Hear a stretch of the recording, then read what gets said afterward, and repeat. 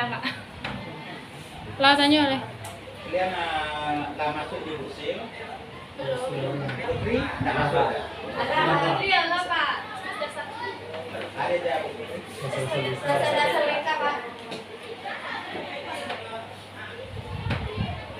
Ada manggil TL sekolah sudah. Loti Pak deh. Ah. Potong lah brongkek terus bro. Itu nak dapat loh. Baik Pak, di sini Lah mulai. Lah Pak bisa dipotong kok Pak pas pengeditan. Cut. 2 3 biar perkenalan Ya Pak. Oke Pak. 1, 2, 3 action. Assalamualaikum warahmatullahi wabarakatuh. Waalaikumsalam warahmatullahi wabarakatuh. Yang pertama selamat datang di SMA Negeri 1 Lintau Duo, khususnya di ruangan bimbingan dan konseling SMA Negeri 1 Lintau Duo. Untuk SMA 1 Lintau Duo, guru BK-nya ada 3 orang. Satu Bu Haryati, itu khusus untuk kelas asuhnya kelas 1. Yang kedua Bu Elvira, khusus mengasuh kelas bimbingannya kelas 11. Dan Bapak sendiri Sony Altis, khusus untuk mengasuh membimbing kelas 12. Dalam pelaksanaan kegiatan kami berbagi kerja berdasarkan kelas tersebut. Namun dalam kenyataan nanti dalam pelaksanaan tetap kami bekerja sama dalam menyelesaikan menyelenggarakan kegiatan bimbingan dan konseling di SMA. Untuk SMA ini kita ketahui yang pertama kepala sekolah Bu Ida Suryani juga berlatar belakang bimbingan dan konseling. Sementara untuk siswa yang ada di SMA ini sekitar 957 siswa dengan berlatar belakang yang berbeda-beda, juga dari daerah yang berbeda-beda. Jadi dengan latar belakang yang berbeda-beda, mungkin dengan SMA lain permasalahan yang dihadapi juga hampir sama. Cuman kedalaman permasalahan tiap-tiap masalah antara sekolah satu dan sekolah lain akan berbeda-beda. Dalam menghadapi permasalahan yang dihadapi dan penyelesaian masalah yang dihadapi oleh anak-anak kita di SMA ini, yang pertama dulu kita atau kami dari guru bimbingan konseling itu berdasarkan siswa mana yang bermasalah atau mengalami hambatan. Kalau kelas 1 nanti langsung diasuh oleh ibunya yang dari kelas 1. Demikian juga selanjutnya. Namun apabila keseluruhannya bermasalah dalam hal tersebut, tidak ada satu guru akan diantisipasi oleh guru yang kedua. Misalnya pada hari-hari tertentu mungkin ibunya minta izin, ada bapak di sekolah, bapak yang membantu untuk pengentasan permasalahan yang dihadapi. Untuk pembuka itu saja. Terima kasih Pak. Perkenalkan nama saya Andrew Fadli, perwakilan dari kelompok Sina. Di sini kami di sini Habibie ingin melakukan observasi tanya jawab dengan Bapak mengenai jenis kegiatan pendukung bimbingan konseling yang mana bertema dengan alitan kasus. Di sini Habibie mau bertanya Pak, apakah Bapak pernah menerapkan kegiatan alitan kasus di sekolah ini? Pak. Untuk yang pertanyaan pertama, untuk layanan pendukung tadi yang berhubungan dengan ahli kasus, yang jelas kita dalam pelaksanaan kegiatan setiap permasalahan yang muncul akan kita dilakukan oleh guru asuh yang tersebut terlebih dahulu. Namun apabila terjadi kendala, itu akan kami secara bertiga akan berembuk, berdiskusi, dan juga kadang-kala menghadapi siswa yang bersangkutan secara bertiga. Kemudian apabila permasalahan yang dihadapi oleh siswa sudah terlalu jauh dan mengarah kepada pelanggaran tata tertib sekolah atau yang mengarah kepada kegiatan kriminal, itu biasanya langsung dialih kasuskan. Apabila kita dari BK 1 kali, 2 kali, 3 kali pemanggilan atau penanganan kasus juga tidak entaskan, maka permasalahan tersebut akan kami kasuskan. Yang pertama dengan jenjang naik dulu. Dari kami nanti akan dilimpahkan ke wakil kepala sekolah dan juga nanti ke kepala sekolah. Apabila sudah berhubungan dengan yang satu kriminal, 2 etika yang sudah terlalu dalam, itu alih kasusnya itu langsung ke wakil kepala sekolah, dan kepala sekolah nanti lihat kasusnya apa, bisa jadi diserahkan ke pihak-pihak tertentu. Jadi pernah dilaksanakan apa ini. Kalau contohnya seperti apa? Nah, contoh yang pertama mungkin tanpa menyebut nama ya. Yang pertama kasus perkelahian anak yang terjadi di luar lingkungan sekolah. Apabila sudah melibatkan orang ramai, masyarakat di luar, kita tidak bisa lagi untuk masuk secara mendalam. Kita bisanya mengantisipasi anak-anak kita yang ada di dalam untuk tidak lagi membuat keributan. Itu langsung kita alih kasuskan ke pihak yang berwajib.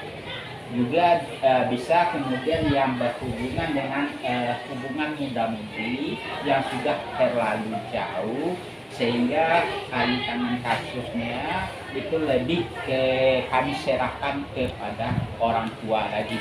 Apa langkah terbaik bagi mereka apabila sudah terlalu dalam hubungan muda-mudinya. Terakhir juga bisa jadi yang berhubungan dengan hal-hal tadi 1 kriminal, 2 yang masalah yang berhubungan dengan kecemasan, kami kembalikan ke yang berwajib. Jadi yang tangannya tetap kita awali dari sekolah dulu, dari bimbingan dan konseling 1 kali, 2 kali, 3 kali. Kemungkinan pengentasan masalahnya tidak bisa kita selesaikan dengan kita sendiri, harus melibatkan pihak lain. Yang selanjutnya kita berjenjang naik ke wakil dan kepala sekolah. Apabila sekolah akhirnya kan sekolah juga yang memutuskan. Kemudian kalau yang berhubungan dengan kecanduan, itu biasanya kita datang melangsungkan dari narasumber, bisa dari rumah sakit atau puskesmas terdekat. Apabila masih bisa diatasi, kita atasi dengan catatan seluruh alih tangan kasus terhadap kasus yang terjadi pada anak, kita tetap mengutamakan siswa tersebut untuk tetap dapat melanjutkan pendidikan. Untuk penerapannya seperti apa? Untuk penerapan alih tangan kasus, yang pertama untuk penerapan alih tangan kasus yang dasar pertama kita dari bimbingan konseling tetap berupaya terlebih dahulu menyelesaikan permasalahan tersebut secara intern kita dengan siswa. Kemudian selesai permasalahan tersebut, kalau permasalahannya sudah mendalam dan kemungkinan harus ada bantuan dari pihak lain, kemungkinan itu kita bekerja sama. Namun apabila permasalahan yang dihadapi masih bisa sebatas pengetahuan kita guru bimbingan dan konseling, kita sendiri dulu. Namun kalau sudah luas, harus pemahaman yang lebih luas, maka kita harus mengadakan kerjasama dengan pihak-pihak lain. Jadi kalau untuk kerjasama dengan pihak lain, kita di sekolah, baik dari BK dan sekolah, itu sudah bekerja sama dengan pihak kepolisian, itu ada apanya, kemudian dari pihak puskesmas atau dokter, kemudian pihak masyarakat, komite, pihak kecamatan juga. Kita dalam melaksanakan kegiatan TBF tetap bekerja sama mengambil kegiatan dengan pihak-pihak terkait yang ada di lingkungan kecamatan. Demikian juga dalam pemecahan pengentasan masalah anak, kita tetap menjalin hubungan dengan pihak-pihak luar, baik untuk pengentasan masalah, baik untuk pemahaman lebih luas atau penambahan pengetahuan terhadap siswa-siswa kita. Kalau untuk tindak lanjutnya kan ada Pak, apabila ada siswa itu yang diulang kembali kasus Nanti untuk tindak lanjut dari kegiatan tersebut, untuk ahli tanggung kasus ini yang pertama kita dulu kan punya perjanjian satu, yang kedua kita punya komitmen baik dengan anak maupun dengan pihak lainnya. Apabila anak-anak kita tersebut sudah menandatangani atau menyetujui komitmen yang kita buat secara bersama, kita tinggal melakukan perjanjian dan komitmen yang telah dilakukan. Namun tetap dengan landasan kita tidak ingin untuk mengeluarkan siswa dari sekolah, tetap yang tujuan utama anak-anak kita tersebut tetap bisa mengikuti kegiatan pendidikannya. Apabila sudah terlalu dalam, sudah terlalu jauh, terutama yang berhubungan dengan hubungan muda-mudi, mungkin sudah sama tahun kita ya, sudah terlalu dalam, artinya tidak mungkin lagi mereka sekolah, mungkin kita meminta kepada mereka untuk berada di luar sekolah. Artinya bukan kita mengeluarkan, kita buat perjanjian dengan mereka. Kemudian yang berlandaskan kepada hukum demikian juga. Apabila mereka sudah tersangkut dengan hukum, kita pertama berusaha dulu dengan kita dengan anak, tapi apabila sudah terlalu dalam, bisa jadi sudah diketahui masyarakat, sudah ada ancaman hukuman, berarti kita sudah menyerahkan anak kepada ranah itu sesuai dengan aturan dan peraturan sekolah yang dibuat sewaktu mereka ingin menjadi siswa baru di SMA. Apakah ada kemajuan atau perbaikan setelah Terima kasih. Yang jelas setiap kita akan mengadakan alih tangan kasus kan tujuan kita kan itu untuk pemahaman lebih lanjut atas sikap dan tingkah hukum yang mereka telah lakukan. Efeknya pada waktu itu apabila kita sudah menyerahkan alih tangan kasus, mereka akan segera memahaminya karena di situ ada tindakan tegas yang dinyatakan. Misal contoh masalah kriminal, apabila mereka melanggar ini akan disangsikan dengan ini, mereka akan langsung terpana atau langsung mereka menyadari hal tersebut berbuntut panjang terhadap keanggotaannya sebagai siswa atau sebagai anggota masyarakat.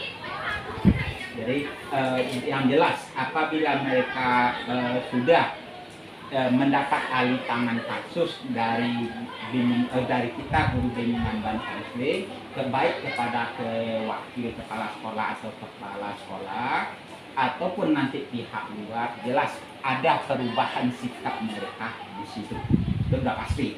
Karena kalau kita di bimbingan konseling kita kan tidak punya ancaman, hukuman, kan kita tidak pakai itu.